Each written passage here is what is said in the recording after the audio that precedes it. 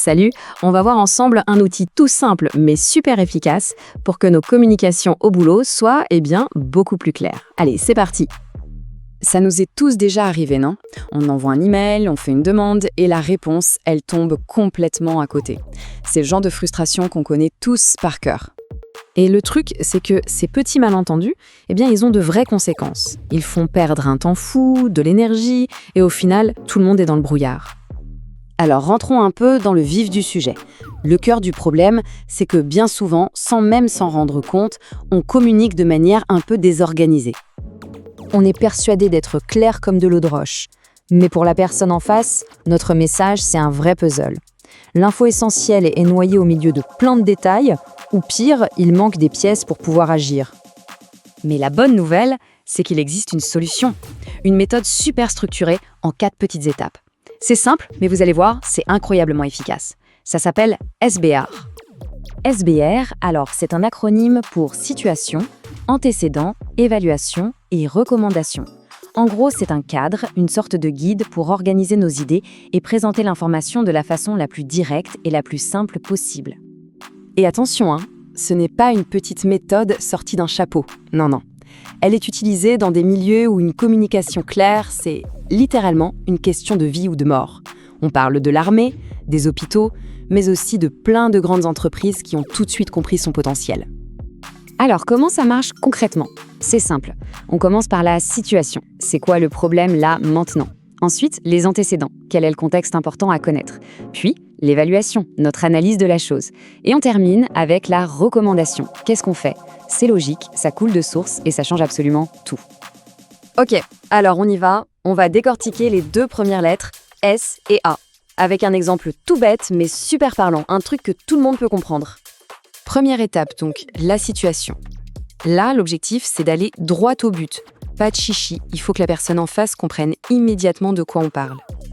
Et voilà, la machine à café ne fonctionne pas. C'est un exemple parfait. C'est direct, il n'y a aucune ambiguïté.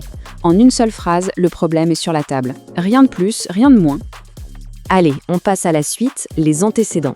C'est là qu'on va ajouter le petit plus, le contexte essentiel pour que la situation soit bien comprise, mais attention, sans noyer la personne d'infos inutiles. Vous voyez, cette info, elle est cruciale. Elle montre que ce n'est pas un problème qui sort de nulle part et que la situation s'est aggravée. Ça donne tout de suite plus de poids à l'urgence du problème. Bon, on a posé le décor. Maintenant, les 2 dernières étapes, et c'est là que ça devient intéressant. C'est le moment où on passe de l'observation à l'action. Alors, l'évaluation, qu'est-ce que c'est? C'est simplement le moment de donner son analyse. Qu'est-ce que cette situation implique vraiment? Quelle est son importance? Voilà, ça c'est l'analyse.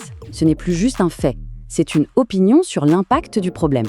Et franchement, dans un bureau, une machine à café en panne, c'est une urgence, on est d'accord? Et on arrive à la dernière étape, la recommandation. C'est l'appel à l'action. On a exposé les faits, on a donné notre analyse, et maintenant, on fait quoi concrètement? Voilà la solution. C'est clair, c'est direct et c'est une action concrète. La personne qui reçoit ce message sait exactement ce qu'on attend d'elle. Le problème est présenté avec sa solution. Et là, regardez bien, on voit toute la puissance de la méthode. D'un côté, un message flou, un peu brouillon, qui sème la confusion. De l'autre, le même problème, mais communiqué avec SBR. Et là, ce n'est plus une plainte, c'est un plan d'action. La différence est juste énorme. En fait, il faut voir SBR comme un nouvel outil à ajouter à sa ceinture. Un super pouvoir pour la communication au quotidien. C'est un réflexe à prendre et qui va rendre chaque message beaucoup plus percutant. Et pour bien visualiser, voilà le message final tout assemblé. Chaque partie s'emboîte parfaitement avec la suivante. Ça forme une communication limpide qui ne laisse aucune place au doute. Du constat à la solution, tout y est. Finalement, le SBR, ça nous oblige à être 3 choses. Clair, concis et complet. Et ça, c'est la recette magique pour être compris du premier coup et pour que les choses avancent enfin. Alors voilà, la prochaine fois qu'il faudra envoyer un email important ou faire une demande un peu délicate, pourquoi ne pas essayer? Juste penser à ces 4 lettres.